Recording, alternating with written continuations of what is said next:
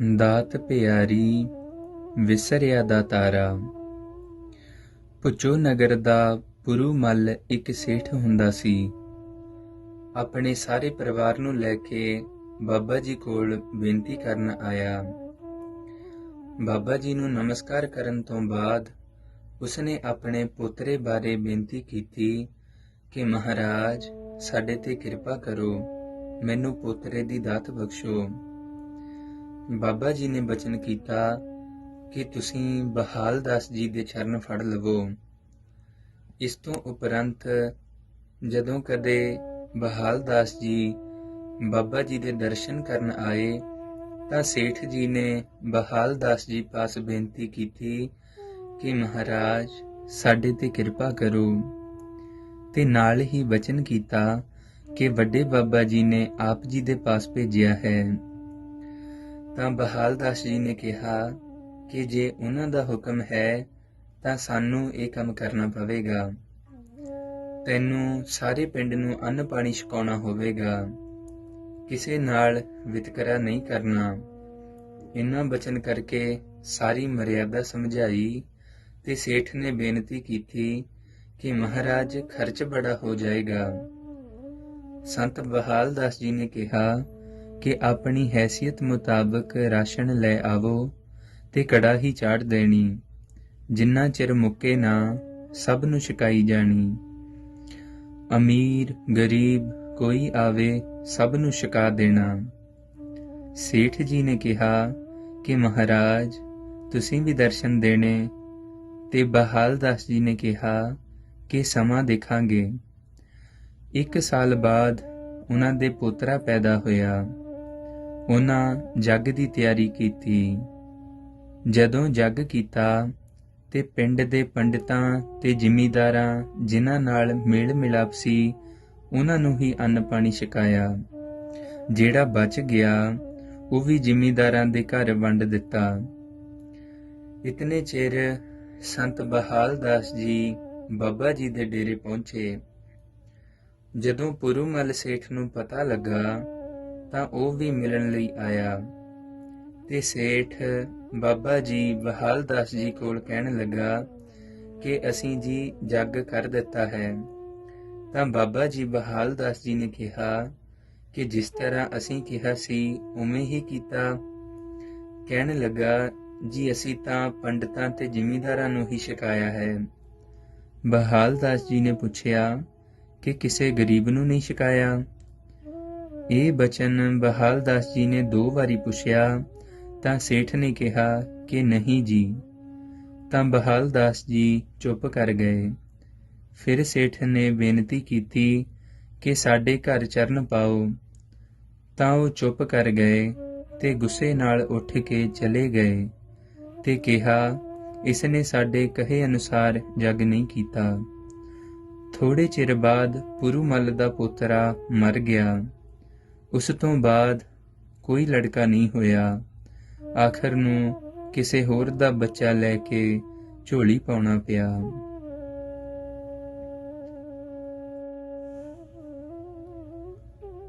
ਭਾਈ ਮਾੜਾ ਸਿੰਘ ਦਾ ਤਾਇਆ ਬਖਤੌਰ ਸਿੰਘ ਭੁੱਲਰ ਆਪਣੇ ਖੇਤ ਨੂੰ ਹਲ ਜੋੜ ਕੇ ਜਾ ਰਿਹਾ ਸੀ। ਰਸਤੇ ਵਿੱਚ ਜੋੜਿਆਂ ਵਾਲਾ ਛੱਪੜ ਆਉਂਦਾ ਸੀ ਤਾਂ ਬਖਤੌਰ ਸਿੰਘ ਬਲਦਾਂ ਨੂੰ ਪਾਣੀ ਪਿਲਾਉਣ ਲੱਗ ਪਿਆ। ਬਖਤੌਰ ਸਿੰਘ ਨੇ ਭੱਜ ਕੇ ਬਲਦ ਦੇ ਸੋਟੀ ਮਾਰੀ ਤੇ ਮੂੰਹੋਂ ਬੋਲਿਆ ਕਿ ਰੂਮੀ ਵਾਲੇ ਸਾਧ ਵਾਂਗੂ ਟੇਢਾ ਕਰੀਰਾਂ ਵਿੱਚ ਜਾਂਦਾ ਹੈ। ਬਾਬਾ ਜੀ ਜਦੋਂ ਬਾਹਰ ਜਾਂਦੇ ਸਨ ਤਾਂ ਰਾਹ ਤੋਂ ਪਾਸੇ ਹੋ ਕੇ ਤੁਰਦੇ ਸਨ।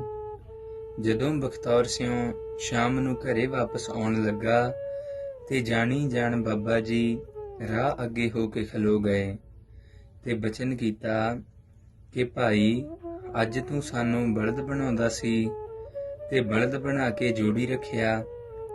ਬਾਬਾ ਜੀ ਦੇ ਬਚਨ ਸੁਣਦੇ ਹੀ ਬਖਤੌਰ ਸਿੰਘ ਨੇ ਕੱਖਾਂ ਦੀ ਪੰਡ ਸੁੱਟਦੇ ਹੀ ਚਰਨ ਫੜ ਲਏ। ਤਾਂ ਬਾਬਾ ਜੀ ਨੇ ਕਿਹਾ ਸ਼ੁੱਧ ਹੈ, ਅੱਗੇ ਵਾਸਤੇ ਇਉਂ ਨਹੀਂ ਕਰਨਾ। ਉਪਰੰਤ ਬਖਤੌਰ ਸਿੰਘ ਸਾਰੀ ਉਮਰ ਫਿਰ ਸੇਵਾ ਵਿੱਚ ਲੱਗਿਆ ਰਿਹਾ।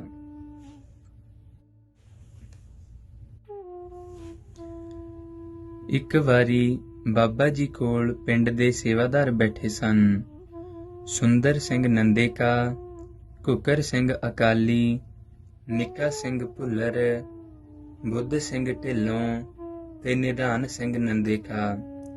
ਇਹਨਾਂ ਸਾਰਿਆਂ ਬੇਨਤੀ ਕੀਤੀ ਕਿ ਮਹਾਰਾਜ ਜੀ, ਤੁਹਾਡੇ ਡੇਰੇ ਵਿੱਚ ਬੂਟੇ ਲਾ ਦਈਏ, ਨਾਲੇ ਬਾਗ ਲੱਗ ਜਾਵੇਗਾ ਤੇ ਨਾਲ ਹੀ ਸੰਗਤ ਛਾਂ ਵਿੱਚ ਬੈਠੇਗੀ। ਬਾਬਾ ਜੀ ਨੇ ਬਚਨ ਕੀਤਾ, ਭਾਈ, ਕਲਕੱਤੇ ਤੱਕ ਆਪਣੇ ਹੀ ਬਾਗ ਹੈ, ਜਦੋਂ ਦਿਲ ਕਰਿਆ ਫਲ ਮੰਗਵਾ ਲਿਆ ਕਰਾਂਗੇ। ਉਹ ਬਚਨ ਅੱਜ ਸੱਤ ਹੋ ਰਹੇ ਹਨ। ਰੋਜ਼ ਫਲਾਂ ਦਾ ਪ੍ਰਸ਼ਾਦ ਹੀ ਵਰਤਾਇਆ ਜਾਂਦਾ ਹੈ।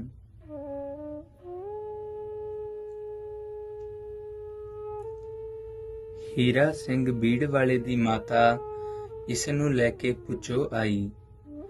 ਜਿਸ ਵੇਲੇ ਹੀਰਾ ਸਿੰਘ ਨੂੰ ਮੱਥਾ ਟਿਕਾਇਆ ਤਾਂ ਹੀਰਾ ਸਿੰਘ ਵੱਲ ਵੇਖ ਕੇ ਬਾਬਾ ਜੀ ਨੇ ਬਚਨ ਕੀਤਾ, ਓਏ ਬੂਬਨਿਆ, ਤੂੰ ਤਾਂ ਪਹਾੜਾਂ ਵਿੱਚ ਬੈਠਾ ਸੀ, ਤੂੰ ਇੱਥੇ ਕਿੱਥੇ ਆ ਗਿਆ? ਫਿਰ ਉਸ ਦੀ ਮਾਤਾ ਨੂੰ ਸੰਬੋਧਨ ਕਰਕੇ ਬਚਨ ਕੀਤਾ ਕਿ ਇਹ ਇੱਕ ਤਪਸਵੀ ਸਾਧ ਸੀ, ਇਸ ਨੂੰ ਗ੍ਰਹਿਸਥ ਦੀ ਇੱਛਾ ਹੋਈ ਤਾਂ ਇਸ ਨੇ ਜਨਮ ਲਿਆ ਹੈ।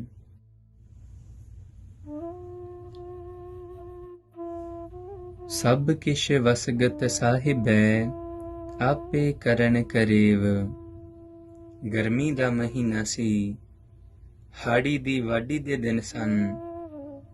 ਦਾਸ ਦੇ ਪਿਤਾ ਨੂੰ ਨਾਨਕੇ ਹਾੜੀ ਵੱਢਣ ਵਾਸਤੇ ਆਪਣੇ ਕੋਲ ਲੈ ਆਏ ਸਨ, ਕਿਉਂਕਿ ਉਹਨਾਂ ਦੇ ਨਾਨਕੇ ਭਗਤੇ ਸਨ ਤੇ ਇੱਥੋਂ ਭਗਤੇ ਤੋਂ ਕਿਸੇ ਪ੍ਰੇਮੀ ਕੋਲੋਂ ਬਾਬਾ ਜੀ ਦੀ ਸਿਫਤ ਸੁਣੀ ਤੇ ਕਿਹਾ ਕਿ ਹਾੜੀ ਵੱਢਣ ਵਿੱਚ ਤਾਂ ਹਾਲੇ ਦਿਨ ਰਹਿੰਦੇ ਹਨ, ਕਿਉਂ ਨਾ ਪੁੱਛੋ ਜਾ ਕੇ ਸੰਤਾਂ ਦੇ ਦਰਸ਼ਨ ਕਰ ਆਈਏ।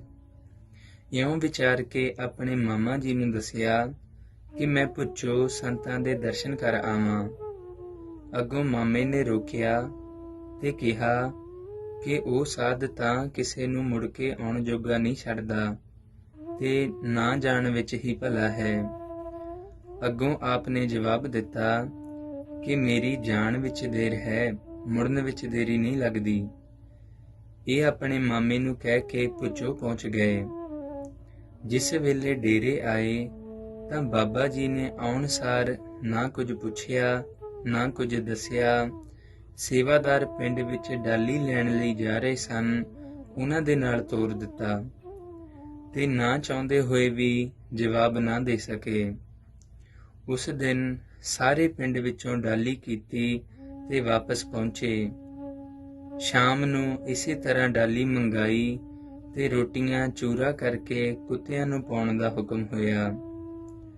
ਬਾਬਾ ਜੀ ਕੋਲ ਜਾਣ ਵਾਸਤੇ ਆਗਿਆ ਲੈਣ ਲਈ ਸਾਹਮਣੇ ਤਾਂ ਜਾਣ, ਪਰ ਜਾ ਕੇ ਬੋਲਣ ਦੀ ਹਿੰਮਤ ਨਾ ਪਏ।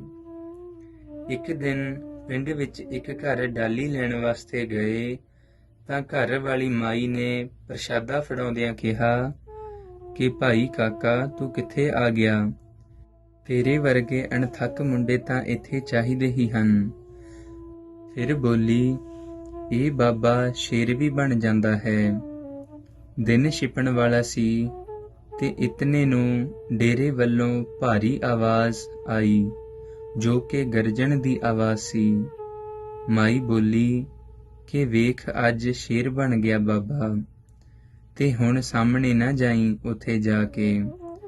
ਇਸ ਤੋਂ ਉਪਰੰਤ ਅਗਲਿਆਂ ਘਰਾਂ ਤੋਂ ਹੁੰਦੇ ਹੋਏ ਰਸਤੇ ਵਿੱਚੋਂ ਲੰਘੇ ਤਾਂ ਸਾਥ ਵਿੱਚ ਬੈਠੇ ਬੰਦਿਆਂ ਨੇ ਵੀ ਇਹੋ ਹੀ ਗੱਲ ਕਹੀ।